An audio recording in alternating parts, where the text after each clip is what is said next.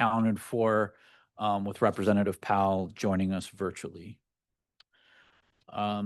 Next is approval of our minutes from April 10th, 2025. Can I have a motion to approve? So move. Second. We have a motion and a second. Any discussion on the minutes? Seeing none, then all those in favor say aye. Aye. Any opposed or abstaining? The minutes are approved. I do also want to note for the public that the URA Board met in executive session, our normal executive session today, May 8th, before the board meeting. Next on the agenda is public comment, and I will turn it over to Talia O'Brien. Good afternoon, Talia O'Brien, Government Affairs Analyst with the URA. Members of the public are welcome to provide comments on agenda items during URA Board of Directors meetings. Comments can be made in person, virtually via Zoom, or in writing. Registration is required for both in-person and virtual comments. Registration opens at 2 p.m. on the Tuesday prior to the board meeting and closes at 1 p.m. on the day of the meeting.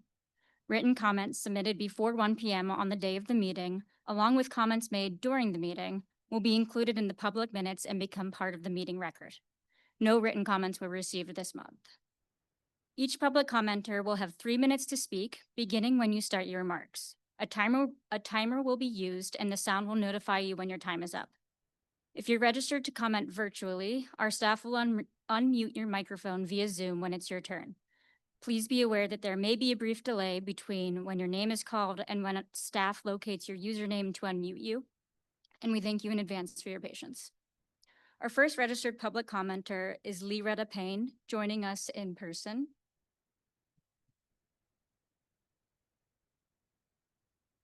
And if she's not here yet, we can move to our virtual presenters. First, we have Tom Winters. And Tom, your 3-minute timer will begin when you start speaking.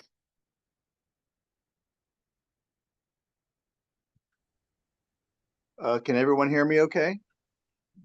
Yes. Okay. My name is Tom Winters. I was invited to comment by Rich Snipe and Dave Howe regarding the project that is going to take place here in my neighborhood in the Marshall-Shadeland area. The reason I was asked to comment and why I'm glad to comment is I've currently lived in my home for 32 years on Woodland Avenue in the Marshall-Shadeland Avenue. And when you measure commitment to a neighborhood or the value of a neighborhood, sometimes it could become difficult, but I'm 3rd generation resident in the Marshall-Shadeland area. My grandparents, my mother's mom and dad immigrated from Europe, and they set up their home just right down the street from me on a little street called Pittler Street. And I remember visiting them as a kid. Eventually, my aunt moved to where I currently live because it was close to Coon's grocery store. So for over 100 years, my family has been associated with the Marshall-Shadeland area. Me personally, I take a personal interest in the neighborhood. I interact with my neighbors. In fact, in my block, which is 1100 block, I cut most of our neighbors' grass, and we have a real good relationship. Going into the 1200 block, which really needs the attention, I commit some time to go down there and do some litter control. And in the process of that, I've made some new neighbors and new friends. And I'm excited to talk to them about the opportunity they have for some funds available with regard to improving their home, which Rich Snipe had sent to me. So I'll forward that on to my neighbors. But I'm glad to be a part of it. I'm very excited and thankful that the URA has designated these funds to come to improve and develop for sale these homes on the 1200 block. It really needs it. And as a longtime member, a legacy member in the street vernacular, I guess I'm an OG. I'm very thankful that this is something that's going to be taking place. And I'm really, really glad to be in the neighborhood. The block that I live on, we've had some problems recently with porch pirates, but we've interacted with each other. I'm home a lot, so if someone has a package, I'll go to their home and put it in an area where it will not be stolen. But that's living in the city. Those things occur. But when something happens, we interact with each other. And this is what I'm used to growing up. That's the kind of neighborhood commitment that we have. So I'm really glad to be a part of that. So that basically summarizes my commitment to it. And I'm thankful for the URA's commitment to my neighborhood. And I look forward to the improvements in that block. Because if you I invite any of you to take a drive on my street. The 1100 block is really pretty. So we appreciate that. And thank you for your time. Thank you. Thank you, Tom.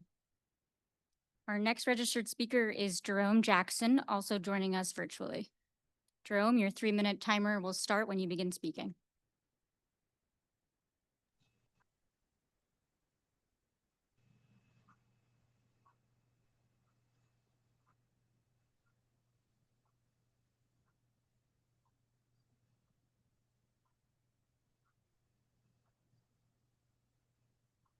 And Jerome, if you are speaking, we can't hear you. See that you're unmuted. But we're Oh, not- no, okay, can you hear me now? Yes, we can. Okay, I was having some problems, I guess, with that. So thank you all for, letting me join the meeting today.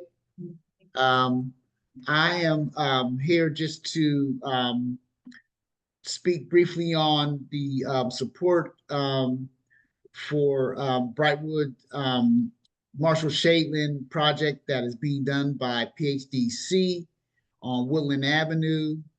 The addresses are 1213, 1214, 1222, and 1246 Woodland Avenue. This project is, so I guess I should identify myself. My name is Jerome Jackson. I'm the executive director of Northside Leadership Conference, and I am also the chair of the Pittsburgh Housing Development Corporation. We are very much in support of this project, which is being done, which was being done by one of our member groups, the Brightwood Civic Group. These properties, were part of the fallout from the pandemic, where prices went up and they were not able to complete these properties. And so we were happy that PHDC was willing to take them over and get them back online. Woodland Avenue is a street that is definitely changing. It used to be very hectic up there, crime ridden. It is kind of slowing down, and I believe that renovating these 4 houses will spur other development along Woodland Avenue as well. So we are, as Northside Leadership Conference, are definitely in support of it. The Brightwood Civic Group, who is the group for the Marshall Shadeland area, are in support of this as well. So we just wanted to lend our support and just say how much that this will, really change what's happening on Woodland and move our development, or the development of Woodland Avenue up into the 1200 block. We've done a lot of stuff in the 1100 block of Woodland. So really just want to lend our support and just say how important it is for these 4 homes to be renovated and sold to buyers, so we can start to create more home ownership up in the Marshall Shadeland area.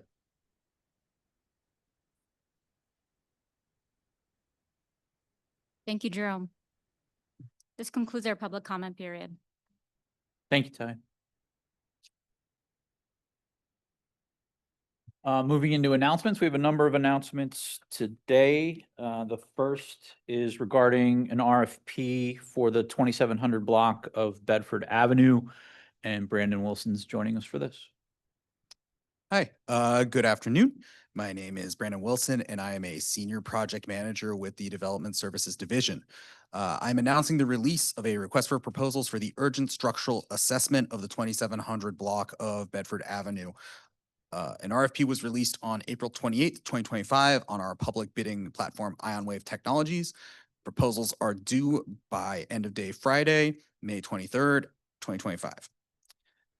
The URA is seeking a proposal from qualified architecture and engineering firms to provide design and engineering services for stabilization and rehabilitation of 8 single-family attached townhomes in the Bedford Dwellings neighborhood of Pittsburgh. The 2700 block of Bedford consists of 15 attached single-family row homes. The project team, which includes the Pittsburgh Housing Development Corporation, the Hill Community Development Corporation, owns 8 of the units. The project team is seeking a firm to provide engineering and design services to preserve the 8 vacant properties on the 2700 block of Bedford Avenue. The team also wishes for consultants to provide improvement plans for the additional 7 privately owned units. The project team will hold a pre-proposal meeting and site visit at 9 a.m. on Friday, tomorrow, at the 2700 block of Bedford. The rehabilitation and repair of these properties is funded by Bedford Choice Neighborhoods Implementation Grant. The URA and the Hill CDC properties will be rehabilitated and sold to first-time homebuyers. The 7 privately owned properties are intended to be rehabilitated concurrently through the Bedford Choice Facade Repair and Renovation Program. With that, I will pause and take any questions. Thanks, Brandon. Any questions from board members on this? Just say it's exciting to see it move forward. I know it took a while to get everyone kind of aligned and organized on it. So thanks for your work, Brandon. Thank you. Our next announcement is another RFP for construction services, this time at 25 Meadow Street. I'm sorry, Leah Matthews is joining us for this. Hi, everybody. My name is Leah Matthews. I'm a senior project manager in the Development Services Department. Today, I'm here to announce the request for proposals for the 25 Meadow Street property. This property is a part of the project that we call the Lottery Store, which itself is located at 501 Larmer Avenue.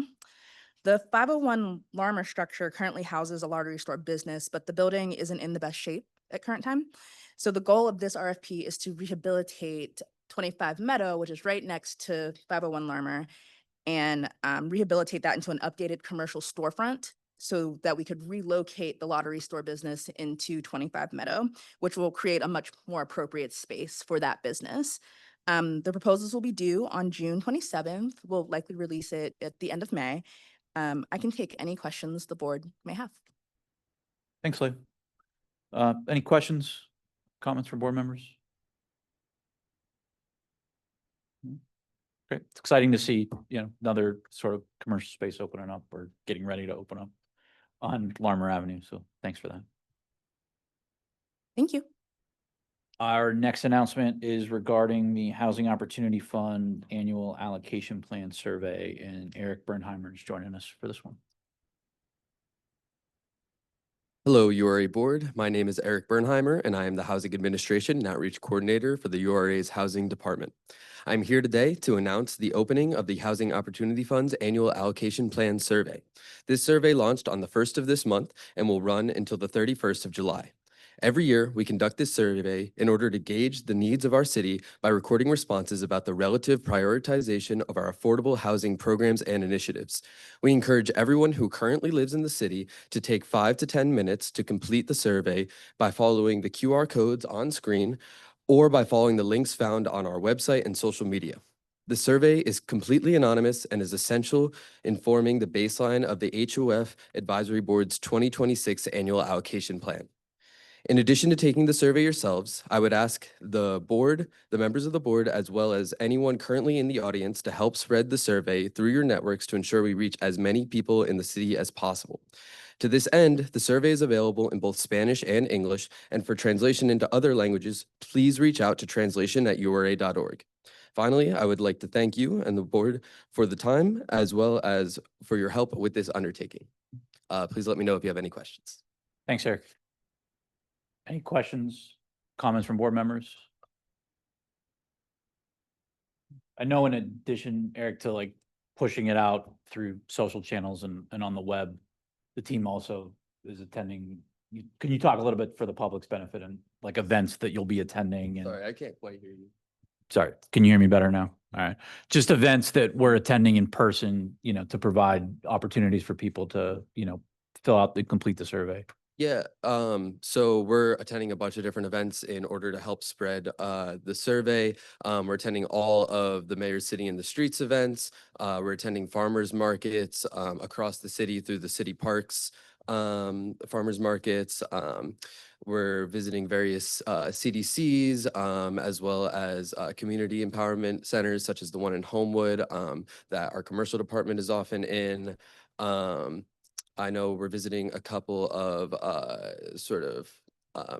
elderly care centers. And yeah, lots of different opportunities. We're finding more sort of every day, continuing to connect with our partners. And additionally, if the board has any good events that we could either present or table at to help spread this, it'd be much appreciated, and I'd be glad to hear about it.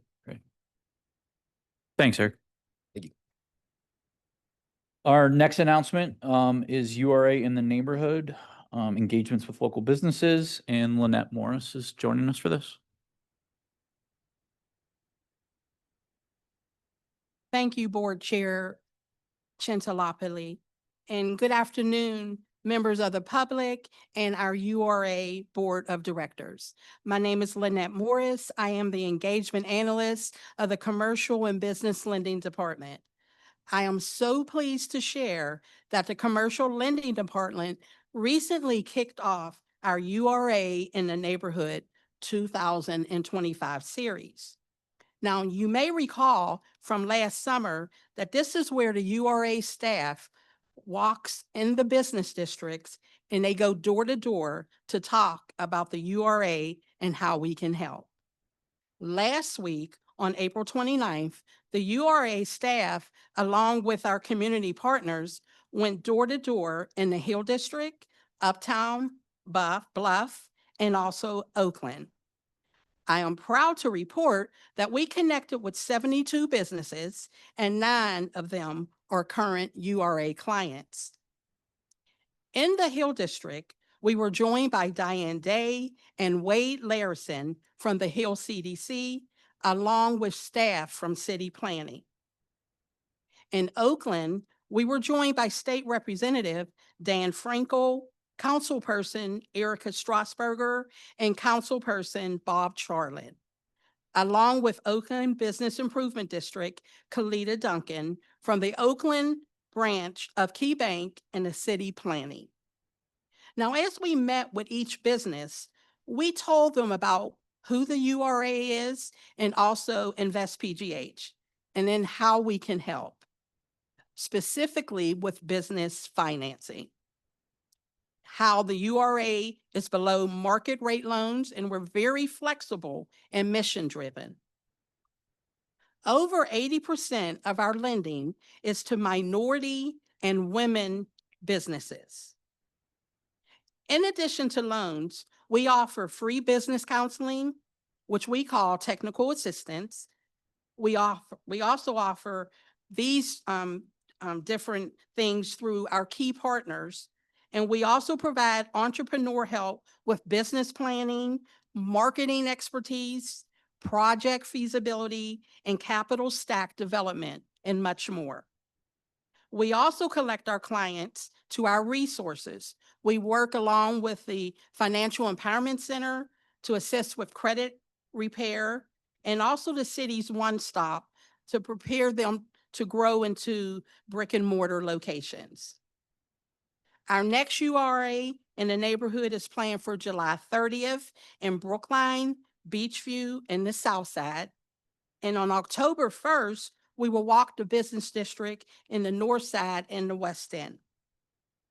Thank you so much for this opportunity to share our work with you today. We are so proud of this engagement and authentic connection, which brings the work we do to strengthen our city's small businesses. Our mission here at the URA is to foster sustainable prosperity across all of Pittsburgh. We not only talk the talk, we also walk the walk. Anybody has any questions? Thanks, Lynette. Any questions or comments from the board for Lynette? just want to thank you and your colleagues who went out there. I know when we saw the kind of report out on this last year, it was incredibly encouraging, not just to see the photos, but hear how it led us to help support businesses, across the city in the various business districts. And I'm sure the same will come of it, this year. So really appreciate going out and meeting these business owners and entrepreneurs, literally, physically where they are. Appreciate the work that goes into that outreach, and then, so much more that's subsequent to it, and all of the support, the different ways that the team offers it. So thanks, Lynette. It's our pleasure. Thank you. Yeah, I just want to commend and thank you, Catherine, the whole commercial lending team. I think it's an important and very creative way to get the word out about the URA, our programs and services, and really nothing is better than boots on the ground like this. So thank you. Our next announcement is our Q1 2025 quarterly impact report, and John Bonello is joining us for this. Good afternoon. My name is John Bonello. I'm a senior data and evaluation specialist in the Strategic Data and Impact Unit, and I'm back with another quarterly impact report for the first quarter of 2025. As you may know, SD&I spends the first 6 weeks of each quarter collecting and analyzing the outputs from the previous quarter to report our progress towards our strategic goals. Before sharing some highlights from the report, I'd like to notify the board of a change to reporting. Effective in 2025, the URA's quarterly reporting of housing investment will only contain closed funds. Previous quarterly reports from Q1 2021 to Q4 2024 included committed and closed funds. With this change to reporting on closed funds only, housing outputs can be tabulated annually starting in Q1 2025. Tabulating annual totals on all previous reports would result in over-reporting, although it should be noted that duplicative values were removed from any previously reported annual totals. Now, on your screen are some highlights from the Q1 2025 URA Impact Report. 32 businesses connected to technical assistance through URA and its affiliates. 143 individuals were able to stay in their homes through housing-related legal assistance provided by the Housing Opportunity Fund. 22 individuals were assisted in achieving home ownership through the HOF Down Payment and Closing Cost Assistance Program. 86 units of affordable housing were created or preserved with assistance through our residential and consumer lending programs. 14 small business loans were closed between URA and its affiliates worth over $606,000. Roughly $659,000 were dispersed to businesses maintaining vacant lots and to support neighborhood projects. The full report is now live on the impact page of the website and shows more of the great work that was done by the URA in our first quarter. We encourage anyone who's interested in taking a closer look at some of these metrics to go to the impact section of the website listed under the About Us heading. Thank you. Thanks, John. Any questions, comments from board members for John on this? I actually do have one question. One, these are great numbers, so thank you, URA, for all your hard work. When we release this information, do we share it with the news media? Do we share it with News media? I don't think we directly share it with the media, but it is available on our website. Okay. Thank you. Thanks, John.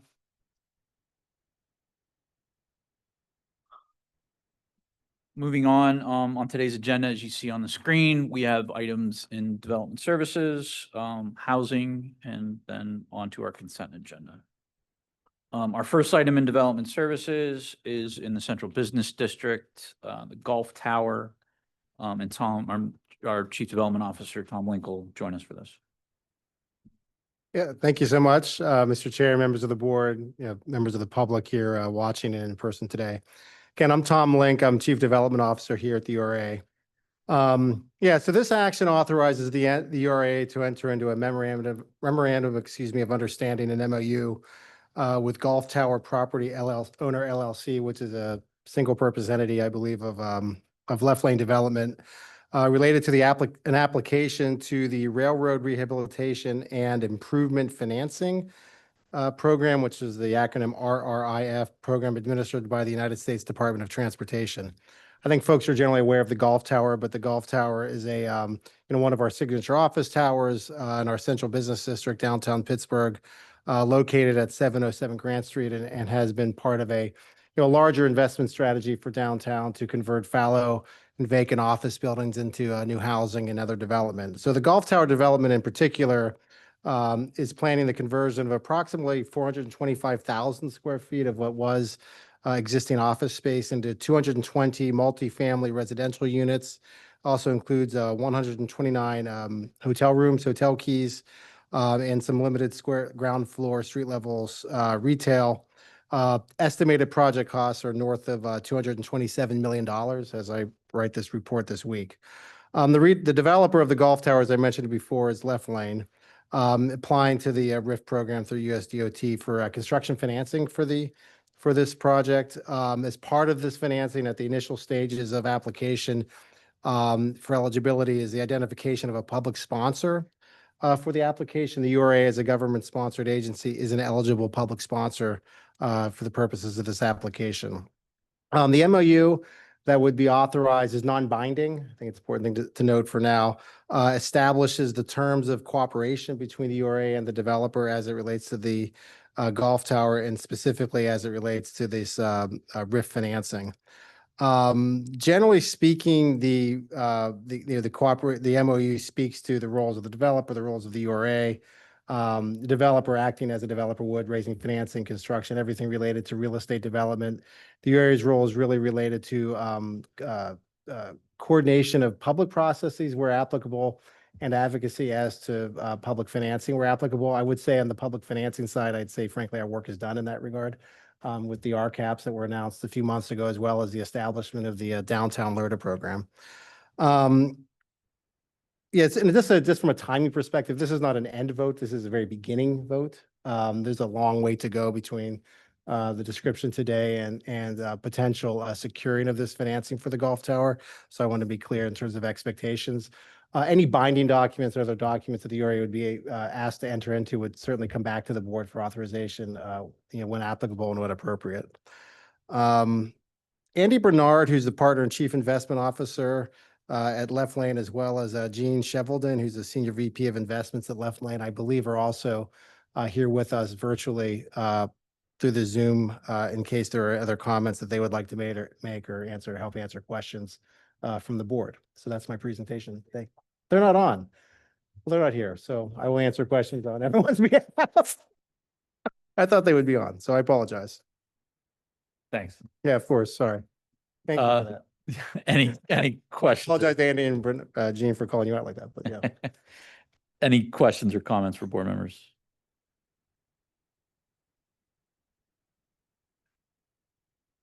I think you gave a good overview, Tom, of the sort of the program and the way that it works and the reason for URA involvement here. I think just to sort of underscore for the public's understanding, the URA isn't financially sort of on the hook, if you will, for anything on this. Again, recognizing, as you said, there's more votes to come, but just for our understanding today. Yeah, for absolute clarity, this MOU does not, the URA is, like, there's a very specific clause. The URA has no risk or financial liability as it relates to this financing or the project through this MOU. Okay, thanks. And then in terms of timeline on the RIF program, do we have a sense of that and where they are in the process? So very beginning. Yeah. I hate to put a timeline on it Sure. because I don't know exactly. I'll say this personally and professionally. It seems at least like you're talking at least 6 months to a year, I would think. Okay. But that could change obviously as processes evolve. Okay. I mean, I know they've started, I believe, demolition work on this, so they're doing Yeah. some of the steps here. This is another kind of step in that process. So it's a big project to be sure, but an important one for the future of downtown and the broader kind of vision that we've all laid forth and announced with the governor, the county executive, the mayor last October. So exciting to see another step moving forward here. If there's no other questions or comments from board members, entertain a motion to approve. So move. Apologies to Jean and Andy. You are on the Zoom. But we can't find you. So, apologies. You can't find it. Okay. Oh, okay. Thank you so much for your partnership. Yeah, thank you. Oh, they have a hand up. Oh, there we go. All right. Jean, Andy, can you hear us?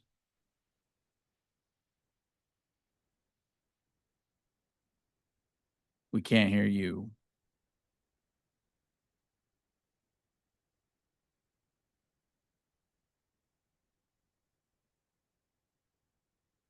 Hey, can you guys hear us? We can hear you now. Yeah, good.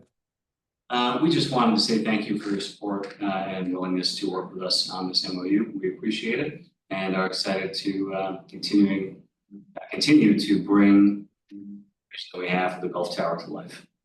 So thanks. Oh, that's great. I know we have a motion in a second, but since you're on now, the question that I had addressed to Chief Link in terms of a sense on timing of it all, I realize this is the early stages and steps for the RIF loan, but I don't know if you all have a better sense on. Nailed it. Yeah, Tom nailed it. The best case would be towards the end of the year. Okay. More than likely, it's probably going to be a Q1 event of 2020. Got it. Okay. Since they're on, are there any questions for the team from Left Lane, from board members?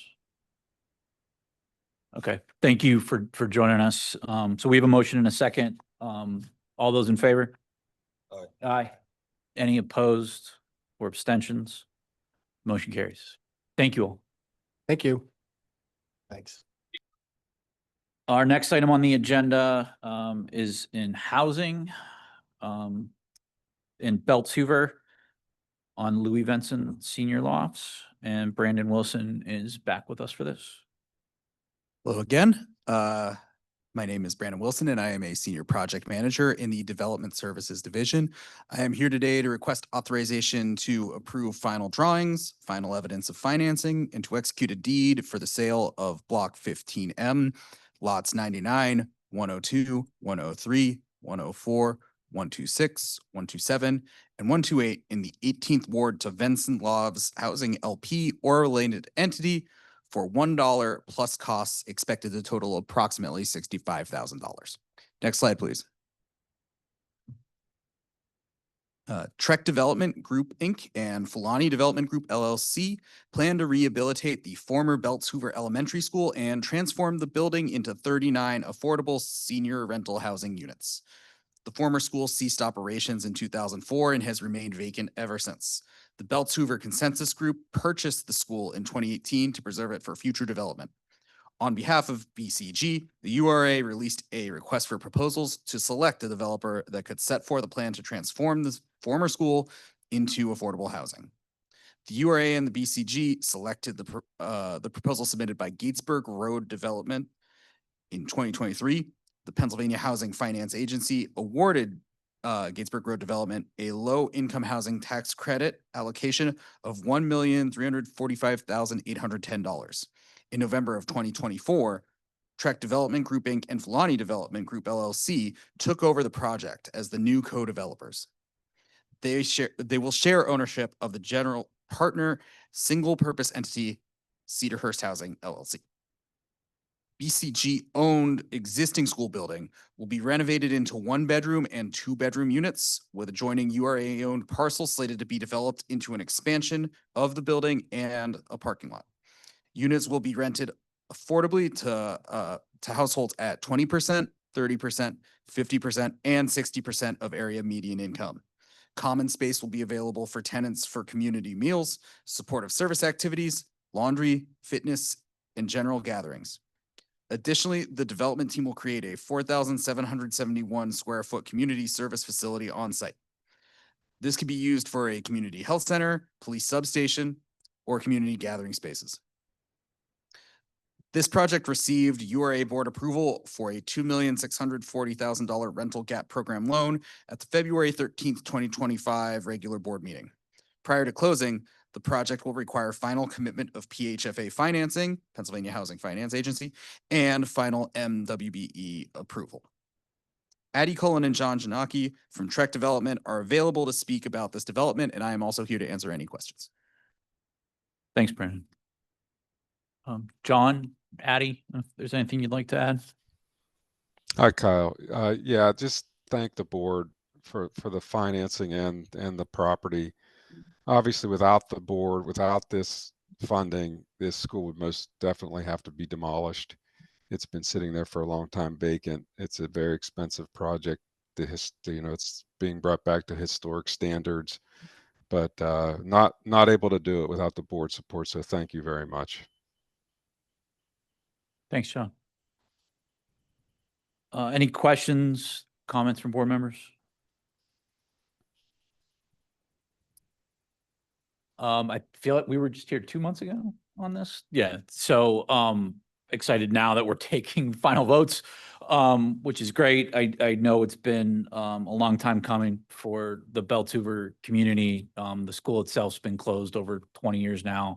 And, as Brandon said, they acquired it a number of years ago, and even had to switch development partners midstream. So do appreciate the team from Trek and Fulani stepping in here and moving with some deliberate speed to deliver the project and move it forward.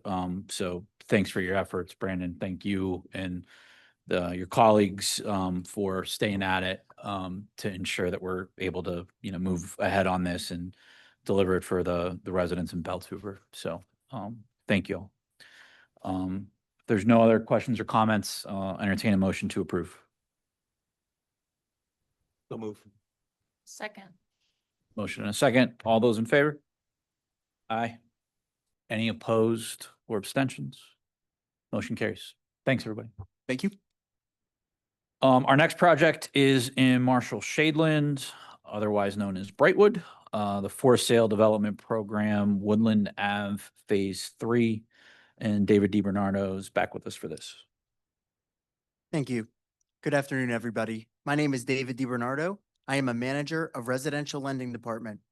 I'm here today seeking authorization to enter into a for sale development program grant agreement in an amount up to $100,000 and also into a Pittsburgh Housing Construction Fund grant agreement in an amount of up to $58,974.59 with the Pittsburgh Housing Development Corporation, otherwise known as PHDC, for the project known as Woodland Avenue Phase 3. The for sale development program grant will be funded using CDBG funds, while the PHCF grant will be funded using NSP repay funds. Woodland Avenue Phase 3 is the renovation of 4 currently vacant single-family homes located in the Marshall Shadeland neighborhood of Pittsburgh. Revitalizing these vacant homes will help stabilize the neighborhood, will return 4 homes to the tax rolls, will produce affordable housing, and provide the opportunity to grow generational wealth for the homeowners. The developer for this project is the Pittsburgh Housing Development Corporation, which is the URA's nonprofit housing development affiliate. Since its establishment in 1994, PHDC has developed and sold over 300 single-family homes in the city of Pittsburgh. The total development cost for this project is $505, sorry. $1,937,505. Some of the funding sources include $808,000 of ARPA funding and a $711,000 construction loan from West Banco. One of these homes is a 4-bedroom, 1.5 bathroom. 2 homes are 4-bedroom, 2.5 bathroom. And the 4th home is a 2-bedroom, 1-bathroom home. These houses will be sold to home buyers earning at or below 80% of area median income and will remain affordable for 15 years. Joining us today in person is the manager of PHDC Housing Developments, Justin Belton. Justin will be making a few remarks about the project, and then we will both be available for any questions or comments the board may have. Thank you for joining us. Thank you, David. Good afternoon, board members and attendees. As David mentioned, my name is Justin Belton, and I serve as Manager of Housing Development for Pittsburgh Housing Development Corporation. First, I'd like to start off by highlighting the achievements of our community partners that led us here today. This board action represents the culmination of years of community engagement, planning, and creative thinking from various community groups and institutions, including Brightwood Civic Group, Northside Leadership Conference, and West Banco. Since 2008, these folks have worked tirelessly to acquire, renovate, and sell 8 additional units along the stretch of Woodland Avenue through 2 previous phases. This joint effort reverses a pattern of blight and disinvestment. It provides strength, stability, and safety for the neighboring residents. And perhaps most importantly, it transforms these structures from targets of vandalism and tools of wealth extraction by absentee landlords into lasting community assets and tools for wealth accrual for our 12 low to moderate income households. PHDC is honored to have been invited to play this crucial role in delivering these last 4 units in phase 3 as the cap to this decades-long initiative. As you heard from speakers during public comment, this is a crucial project and excitement in the community is already building. That excitement paired with some early pre-marketing has led to identification of 2 interested pre-qualified buyers already. And I encourage anyone here in attendance in person or online who is interested in learning more to reach out to PHDC at contactphdc@ura.org. Thank you all for your time and consideration, and David and I are here to answer any questions you may have. Thanks, Justin. Any questions or comments for David or Justin? Nope, no questions. Just want to thank PHDC for stepping in here to help finish this decades-long project. Yeah. Would echo that. I know, and Jerome and Jackson and Tom Winters touched on it in their comments.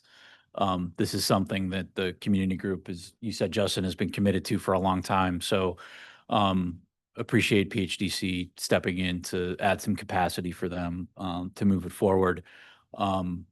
Excited to kind of be to this point. So if there's no other questions or comments from board members, entertain a motion to approve. So move. Second. All those in favor?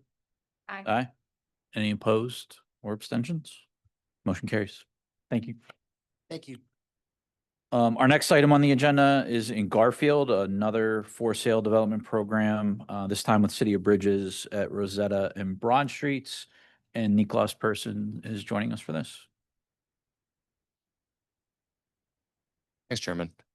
Good afternoon, everyone. My name is Nicholas Person. I'm a lending analyst in the residential lending department, and I'm here in front of this board today to present on 2 projects. This is the first one, which has 2 authorizations.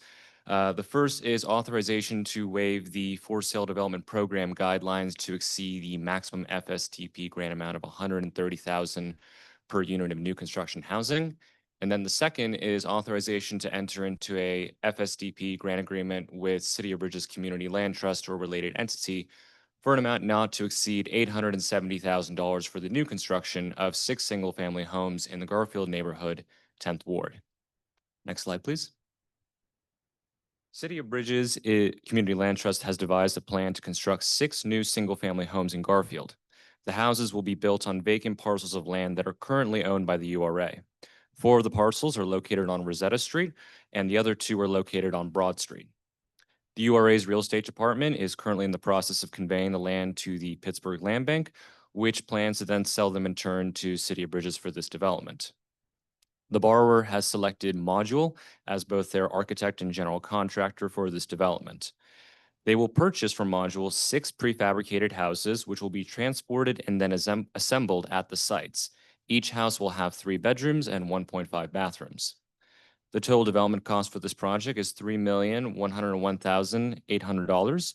And to cover these costs, City of Bridges has secured a $1,330,000 construction loan from First Commonwealth Bank, as well as a $900,000 AHP grant from the Federal Home Loan Bank. To cover the remainder, City of Bridges has submitted to the URA a request for an $870,000 for-sale development program grant that will be used to cover the costs of purchasing the prefabricated houses, as well as fees and other soft costs associated with the project. Once the houses are complete, City of Bridges will have the properties enter their community land trust and be sold affordably to low-income home buyers. The 4 houses along Rosetta Street will be set aside for households earning less than 80% of AMI and have a sales price of $185,000. The 2 along Broad Street will be set aside for households earning less than 60% AMI and have a sales price of $155,000. To make these for-sale houses more affordable, City of Bridges will help these households apply for a second deferred mortgage through the URA's HRPD program. A financial closing is anticipated in the summer of 2025, with construction completion reached by the first quarter of 2026. And that is it. Thank you all very much for listening. It is with pleasure now that I get to introduce Julie Nigro, Director of Real Estate at City of Bridges, who is here with us on Zoom to provide a few brief remarks and help answer any questions the board may have. Thank you, Niklas, for that thorough overview. And thank you for having me. Mostly just want to say thank you to the board for their consideration. And I'm happy to answer any questions that anyone has. Thank you, Julie. Thanks, Niklas. Any questions or comments from board members? Julie, just one question from me. Because I think it was about a year ago, we were up there for the groundbreaking, I think, on the first homes you all were getting ready to do as part of the New Markets Tax Credit Project. How close are these units to those? Yeah, those 3 units on Colombo Street, which are also done by Module, are about 2 blocks away from the houses that will be on Rosetta Street. And it's basically on the same cross street of North Pacific. Rosetta's a little bit about 2 blocks down the hill, and then the Broad Street site is closer to Penn Avenue, so probably more like 5 blocks away from that Colombo Street. So a pretty nice cluster of CLT homeowners will be in that section of Garfield. Yeah, that's great. Thank you. Yeah. Any other questions, comments? Okay, I'll entertain a motion to approve. The move. Second. All those in favor? Aye. Aye. Any opposed or abstaining? Motion carries. Thank you. Thank you all so much. Have a great day. Our next item on the agenda is back in the Central Business District, this time for multifamily bond issuance for 901, 903 Liberty Avenue, and Niklas is here for this as well. Yep, so this is the second project I'm presenting on. The authorization here is for the official action to register the intent to issue multifamily financing bonds for the 901, 903 Liberty Avenue redevelopment bond issuance in an amount of up to $17 million in the Central Business District 2nd Ward. Next slide, please.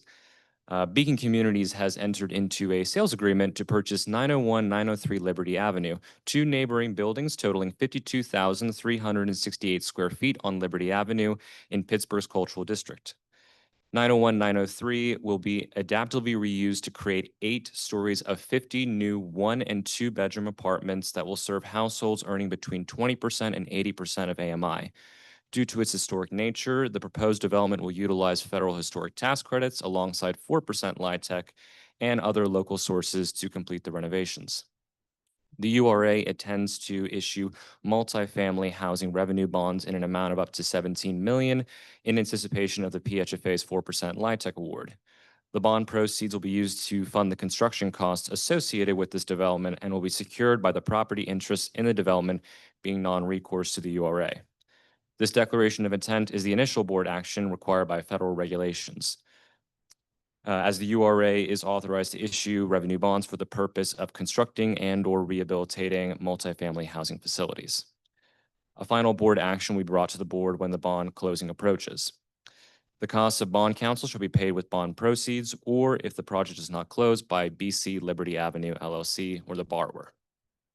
In addition to the bonds, Beacon Communities has stated that they will be applying for additional URA financing through the URA's rental gap program. We anticipate receiving a formal application from them before the end of the month. The developer is aiming to close this project by October 2025. And that is it. I would now like to introduce Michael Polite, Executive Vice President at Beacon Communities, who's here with us on Zoom to provide a few brief remarks and answer any questions you may have.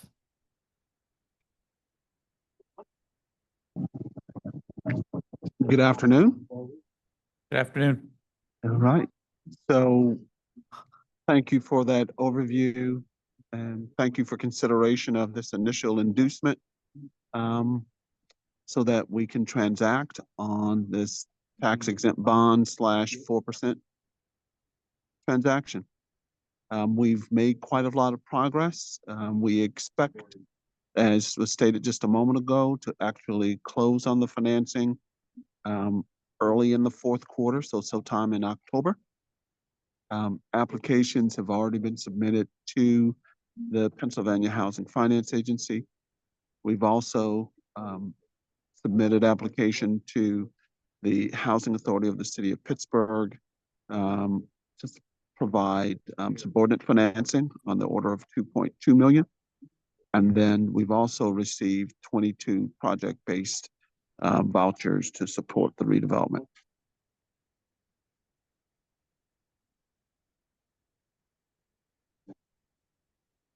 Great. I'm happy to answer any questions. Okay. Thanks, Michael.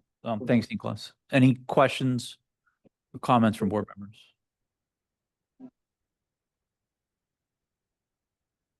I'd just like to thank the team at Beacon, for pursuing the project. I think, I referenced earlier the announcement that was made back in October. That included 7 projects. I think notably, this was not one of them. So this is another project that is moving through looking at converting unused space or underutilized space downtown into residential uses. So appreciate the creativity, as always, that Beacon brings to the project. I think, with this project in particular, it'll be close to the new park that the Cultural Trust is pursuing right around the corner, as well as a lot of the amenities and public transit available throughout the cultural district. So excited to see that there'll be opportunities there for folks, that are working our service jobs and others to live right there in the heart of it all. So thank you for the efforts here, Michael. I know we'll see it at least a couple more times as you move through. Proud that we're able to support it a little bit today. If there's no other questions or comments from board members, go ahead. No. All right. If there's no other questions or comments, then I'll entertain a motion to approve. So moved. A second? Second. All those in favor? Aye. Any opposed or abstentions? The motion carries. Thank you. Thank you all.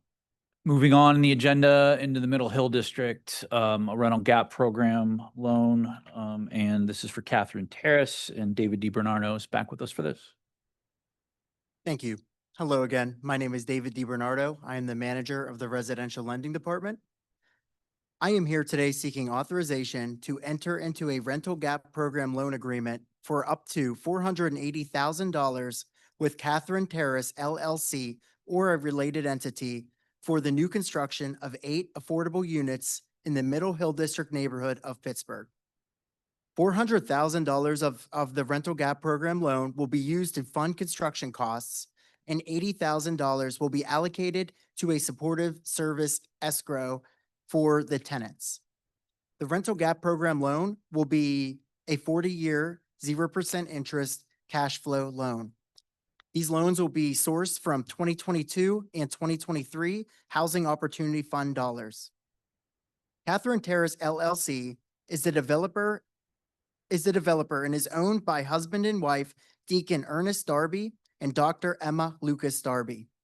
They are working with nonprofit developer Neighborhood Allies who have been involved throughout the pre-development and planning stages of this project.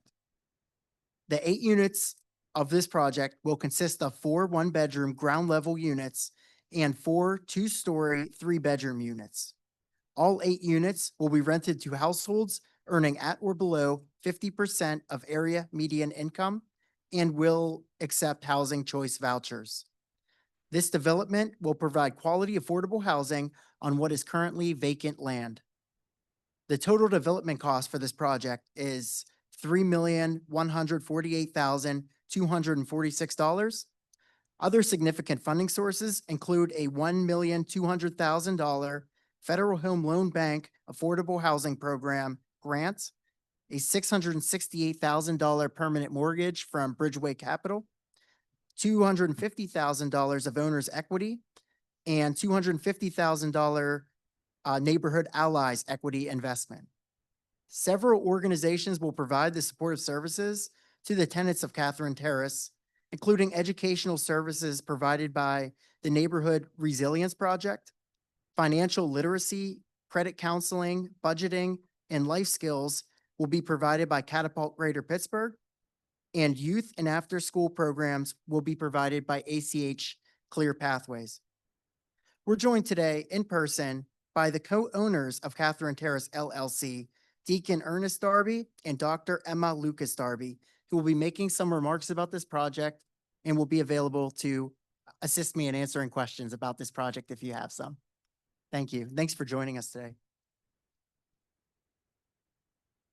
Good afternoon, and it's Afternoon. a pleasure for us to be here today. I'm Emma. I'm Ernest. Okay. We have been on this road a long time, so today is a day that we've been looking forward to. And we would just like to tell you that Catherine Terrace comes out of a dedication of a very sincere stakeholder in the Hill District. Her name was Catherine. On the block and really in the community where she lived, she was the one who picked up all of the litter, the trash, and actually swept the streets. When we had the opportunity to purchase some parcels of land, we felt the best way to memorialize her was to build affordable housing because she was so concerned about the community. She often took her own money to buy food and to pay utilities for some of the community members. And we feel that this will be one of the projects that she can look from above and say she's really proud that we thought about it and we named it for her. This project is so dear to us that we're doing it for the community. We care dearly. This man was born in the Hill, won't leave the Hill, wants to improve the Hill. So that's the reason why we feel that we can use those parcels to build for his mother. And we want our community to be as stable as possible, and we're willing to make sacrifices to make that happen. So with the opportunity to get the AHP loan and the support of other agencies, we can see this as becoming more of a reality for us. And we really want to build in the Hill in a way that strengthens it even more than what it is now. So I'm gonna let Ernest make some comments too. Thank you. Again, my name is Ernest Darby, and I'd like to thank the URA for helping Emma and myself to finalize this project, which we call Catherine Terrace. It's been at least 12 years we've been trying to get this project started. I am a Hill District resident since birth, and this project will brighten up the neighborhood and also give the neighborhood hope that this area can be revised. It also recognized my mother, Catherine Graham, who lived at 33 Perry Street. And in 1984, she started a food for needy people at Central Baptist Church. And that program is still going. And we feed about 100 people a day. So again, I'd like to thank you, and I would pray that everything will be successful. Thank you. Thank you. Questions, comments from board members? And we want to thank David. Oh, sorry. Thank you. Questions or comments from board members? I don't have any words that can be better said than what you've already articulated. So I just want to thank you for your commitment to the neighborhood and for your resolve to get here today. Yeah, here. I don't know, what a beautiful way to end our board meeting. So, thank you, for your commitment to the community. If there's no other questions or comments from board members, entertain a motion to approve. So move. The second? All right, all those in favor? Aye. Aye. Any opposed? Be nuts. Or abstentions? All right, motion carries. Congratulations. Thank you.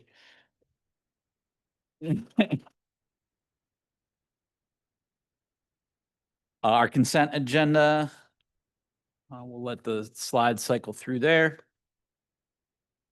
you have any questions from board members on the consent agenda or discussion? If there's none, I'll entertain a motion to approve in its entirety. So move. We have a second. Second. All those in favor? Aye. Aye. Any opposed or abstention? The consent agenda is approved. And with that, I will entertain a motion to adjourn. So move. Have a second? Second. All right, we are adjourned. Thank you all. Thank you.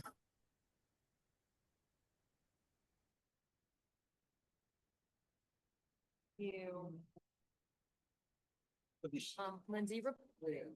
Yeah. I was gonna say, she used to work with me. She used to be on. Great.